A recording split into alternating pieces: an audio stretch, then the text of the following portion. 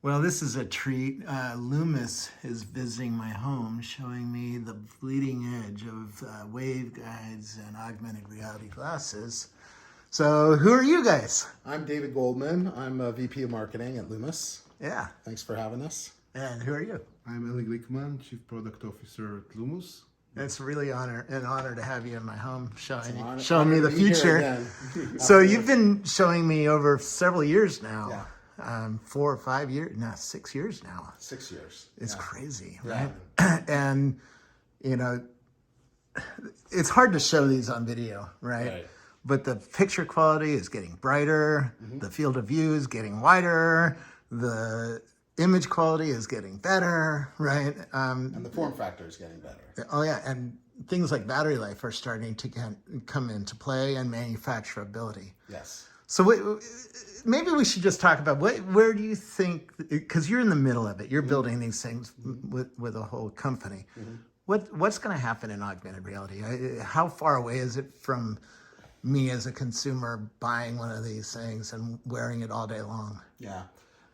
So what we're hearing, because we're sort of in the vortex of the ecosystem, and we deal with a lot of companies that are building smart glasses, is that 2024 is the year that a lot of the devices will be coming out in terms of AR devices. That, of course, could slip, but that's the current timeline for consumer devices. Like you said, they can be in your hands or on your face. And when you say AR, we should define that, because what Apple's coming out with next year is not, you can't see the real world through that device. So it's not going to be something you're going to wear to a shopping mall. It's a pass-through device. Yeah, exactly. Right? It's a pass-through. So, I mean, there's sort of a spectrum that everybody's used to seeing this PowerPoint slide. On one end, you have virtual reality, which is like completely immersive and all digital. It's all pixels. And on the other side, you might have something like a version of augmented reality. You could call it assisted reality, which is just basic data snacking that shows up in your view of the real world. So, you know, it's relatively few pixels relative to the VR. And we work along that spectrum, not necessarily full immersive VR, but we're capturing the sort of smaller form factor, natural looking eyeglasses market, 20, 30 degree field of view. And then we're up at the also higher end of the 50 degree field of view, which is much more immersive, could be glasses, could be a visor of some kind. And Lumus plays across that part of the digital spectrum. And we're seeing two camps, essentially, for OEMs that are going to be doing these glasses. One is focused very much on the natural-looking glasses and the data snacking type applications. This is navigation, or like we saw recently, translation, which I think is a very exciting application. But you don't need to have like 50-degree field of view for those type of applications. But what you do want is a bright image that you can use outside, and a battery power that lasts hours. That's critical for those natural looking glasses. So we're there working with those camps, and we're also working with the camps that are focused on a more immersive 40, 50, and even higher degree field of view. Very cool. What's the breakthrough that's happening right now? Because it's clear that this is starting to become real. Right. Yeah. 3 years ago, when you were last here, you could tell it was a ways away. It was still the projectors were big. You have some of the early projectors, right? The visual is probably the easiest way to sum up in terms of Lumus, where we have come. Yeah. Let's see this one. Yeah. The last time we were here, we showed you the vision, which is actually a top-down. The projector pod sits above with the Elcos, and you've got 1D expanding waveguide, so it's just one set of facets, and then the image was projected downward. When you say facets, there's little tiny mirrors? Yeah, we actually use the most basic optical element, which is a mirror. It's the most efficient. What also means that we don't have to break up and reassemble color. The colors are reflected perfectly in the TIR, total internal reflection, that are in the waveguide. So that's inherent to our technology. It's using mirrors to pass the image. Each of these facets or cascading mirrors that are embedded inside. First of all, we're working always on how to make them less visible with the system off. Yeah. And then we also, so the biggest breakthrough I would say was in the aesthetic as well as the performance by migrating from 1D expanding waveguides to 2D expanding waveguides, which is where we are now. Okay. So you can see the difference. I mean, the projection module is much, much smaller.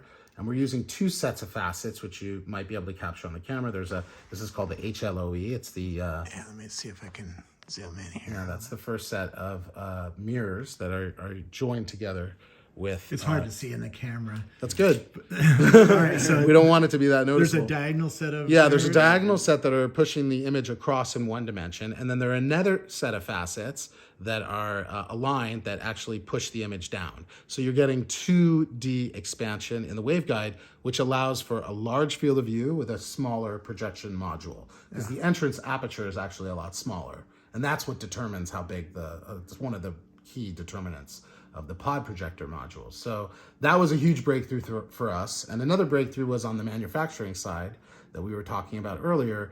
We're now working with two supply chain partners, which would be Schott in Germany and Quanta, of course, who we've been working with since 2017. And they both have lines, mass production lines now that are set up to Where's produce. Quanta? Quanta's in Taiwan. Taipei. Okay, Yeah. got it. And Schott has set up a production line in Malaysia. They actually have a line in Malaysia. So that's the, I would say on we have all the advantages that we had before from the 1D, which was always considered the gold standard in terms of performance. But now we have 2D, which allows for this better form factor, wider field of view, smaller pod projector. Very cool. Yeah. The field of view on this, everybody is interested in field of view, right? Yeah. Because field of view, I have an 83-inch TV, and this is about 50 degree, sitting from where you are, it's about a 50-degree field of view, right? Yeah. Right? Yeah. And so the image I saw on this was actually taller than this TV. Correct. Right, because it's And a little bit narrower. Yeah, in this particular optical engine, we're using an LCOS, which also helps determine the field of view and the aspect ratio, and it's a 1-to-1 aspect ratio. So you have a taller image than your big screen television. Got it. Right? So the width is probably about the same, in terms of the width of the image, but we've got a much more immersive tall image. And because the MTF or the image quality is so good, it actually feels to most people that put it on, like yourself, even more immersive than 50 degrees. Yeah. LCOS, you mentioned that. Yeah. What is that? Because people Liquid are hearing these crystal terms. on silicon. It's one of the micro displays that Lumus works with. I can put this down. We actually also work with OLED, like your TV is powered by. Yeah. Also micro LED and lasers. I would say there's also DLP. That's another one that we're not. We could work with it, but we don't. But we have the ability. We're sort of agnostic when it comes to what type of micro display we use. And in some cases, companies that are working with us want to take all of the optical engine. In some cases, they're only interested in the waveguide, and they're going to do the projector module themselves. So they're going to be using perhaps LCOS because it performs really, really well on all waveguides, but they might be using laser, or they might be using micro LED. So Very cool. micro display. So if I'm working at a Microsoft or a Meta or a Snap or a Tesla maybe, or an Amazon or any of these competitors that are going to come in the market, I assume you're not getting Apple, because if you were working with Apple, you wouldn't be in my house. That's one of the rules of working with Apple. You can't come to Scoville's house. I can't comment on who we're working with, but we're in high level discussions with a lot of the companies you mentioned. Yeah. And we're a top candidate for all of them, mostly because of not just the image quality, but because of now the relationship that we have with Schott to produce the waveguides and Quanta, as well as the efficiency. The efficiency, the brightness. We're talking about, we're the only waveguide that's ideally suited for outdoor use.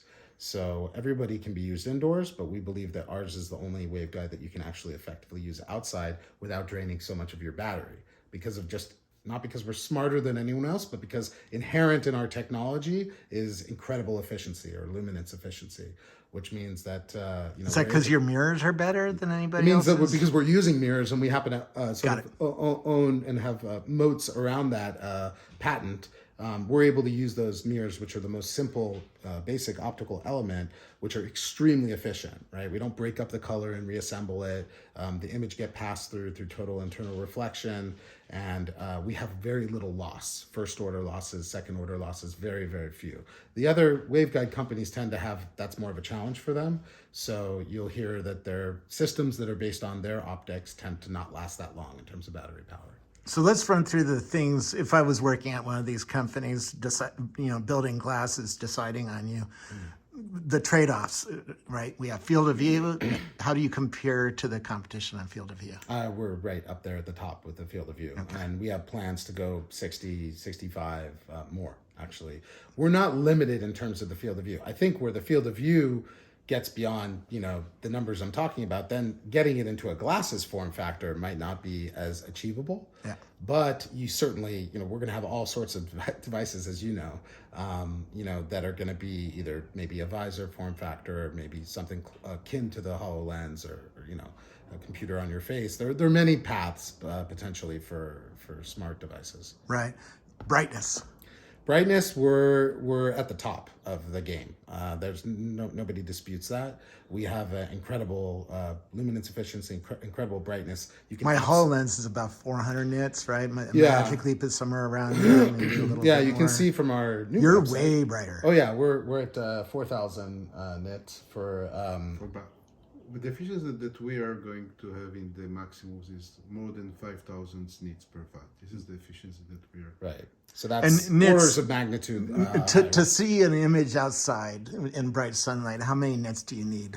So Kutek Somewhere has around a what you good, got. yeah. I mean, if you're above 2,000, it starts to be possible to experience AR outside. But the gap between 2,000 and 4,000 is a big gap, and it means for all sorts of ambient lighting situations, outside, inside, you'll have enough brightness to see well. And battery life. Battery life, and that's sort of the flip side of the efficiency, right? Like brightness and efficiency are very much linked. We can get very bright without using a lot of battery resource. That's again built into the technology. The reflective waveguides that we're using don't need as much power to achieve the kind of brightness that we're talking about to be able to use outside.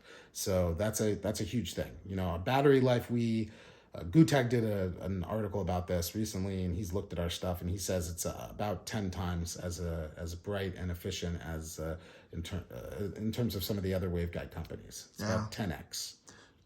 Heat, because heat is real important if you're putting a device on somebody's face. Yeah. If it heats up that in any way, it becomes a problem. Yeah. So, and some companies used to solve that by putting fans on the devices, some who will remain anonymous. But absolutely. I mean, if you have a budget that you can work with in terms of the battery life and the efficiency and the brightness, then you don't need as much heat. The heat would be connected to how bright or how much you have to jack up the energy in order to get a bright image. So because we have this incredible efficiency advantage, we expect all devices based on our optics to have much less of a heat dispensation problem.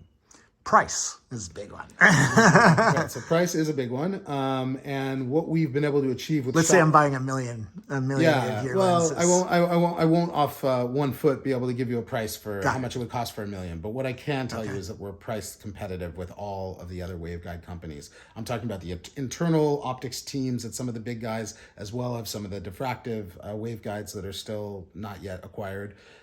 We're right on par with them, and like I said, we have performance advantages. So cost is in line with the market. Got it. Consumer devices. Rudiger at Schott has gone on record. He heads up their AR development. He said he's on record as saying that we're priced for a consumer device. And then there's quality of image. I mean, my TV has high dynamic range video. That's why you spend that thousands of dollars on these modern TVs. Yeah. Where we, in terms of image quality, like if I'm watching a Top Gun movie or something like that in this glasses. Yeah, I agree, because you're getting good enough. Right? Yeah. So there are a few parameters there. There's contrast, MTF. There's contrast. Brightness is certainly part of it. Yeah, depth, color. Well, the color also again. That's a. Thank you for reminding me. I mean, we're not disassembling and reassembling the color.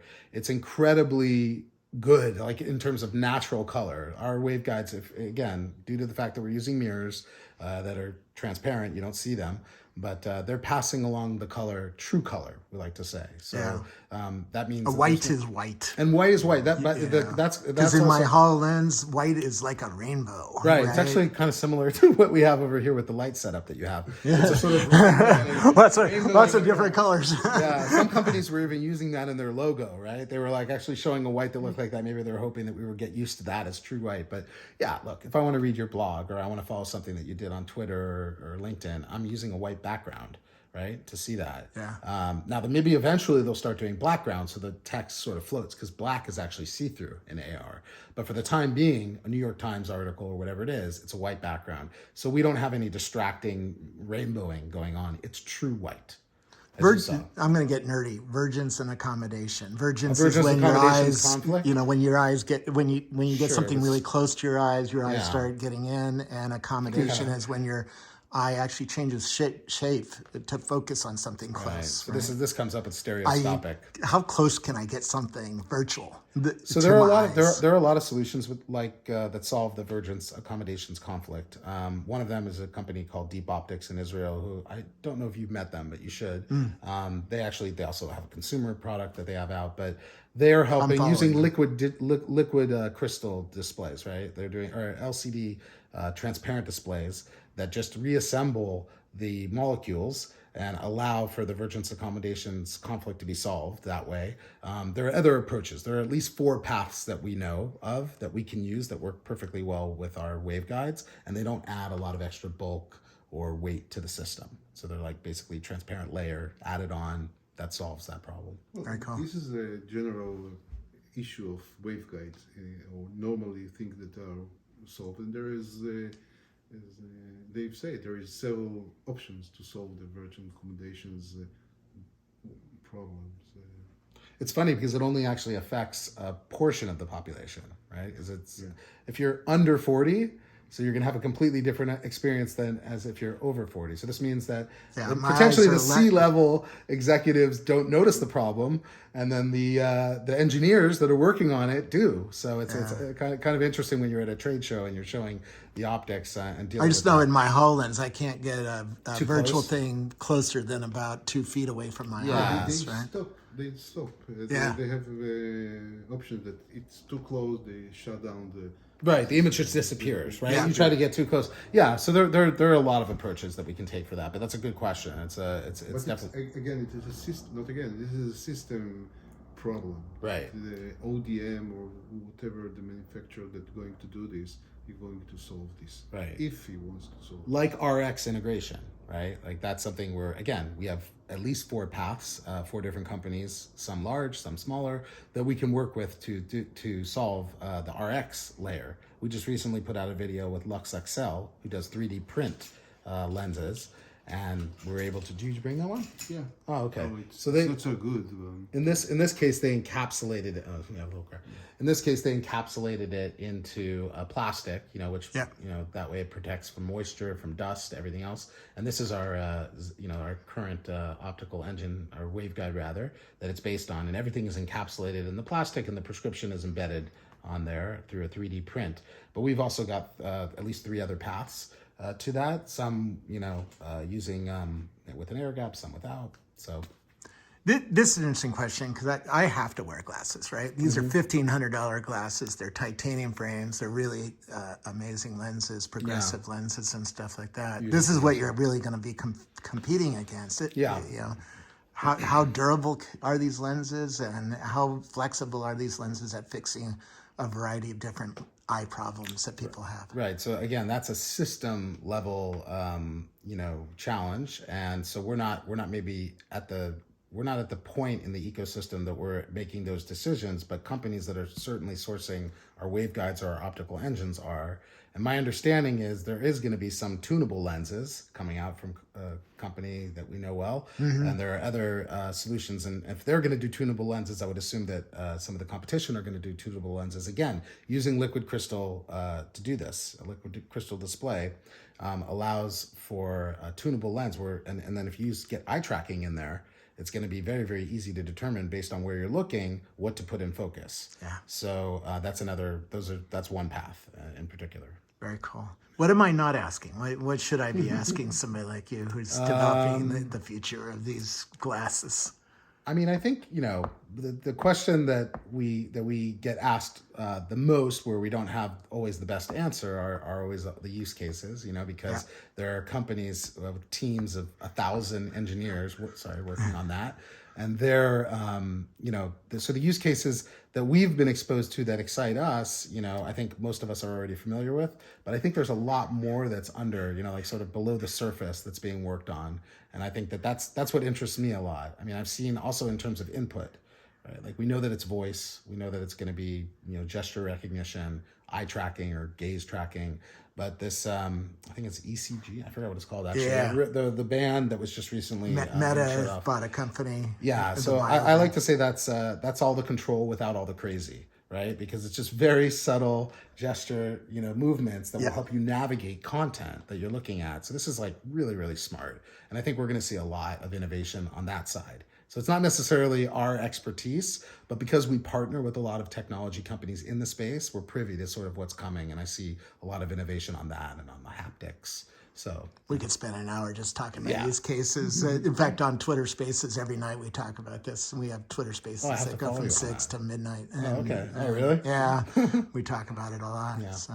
Well, thank you so much for coming out and showing Robert, me the latest to state. It's always a pleasure. It's hard to show anybody what through an iPhone camera Right. what these things look like, but they're dramatically better than the last time you got here. And it was a pleasure. it's coming. It's definitely coming. You can tell the whole industry with the Qualcomm's reference design they just showed off. You can tell that glasses are coming. We're also tracking all the IP activity, right? Because we have a very extensive IP portfolio and we're always tracking it. We're tracking the competition. Interestingly, our waveguides are cited more than any other waveguide technology, by all the big guys, right? They have to put us in the prior R. But what we're seeing is an explosion of IP right now, which means that in 2 years' time, we can expect to see consumer devices. I mean, that's another indicator. So totally agree. Coming. I know. Totally agree. It's going to get exciting. I think WWDC is next week. We're going to see some new neural radiance field technology, which is the use cases, right? You were telling us about Apple's that. going to start showing us a few use cases for why we want glasses instead of a screen like this, right? Because a screen like this can only do 2D. Right. It can't do things where you can walk around a 3D football stadium or something, or a classroom or something like that. And companies like Unity and Unreal and all the work that's going into there, and NVIDIA you mentioned earlier, like there's so much coming. Qualcomm. Very cool. Where do we learn more about it? LumusVision.com. We just actually launched a new website which has a lot more detail about the technology, how it works, products. You can view them either waveguide, optical engine. You can see the form factor that results from the waveguide, and also follow us on social media, Lumus Vision. Thank you so much. It's our pleasure. Thanks.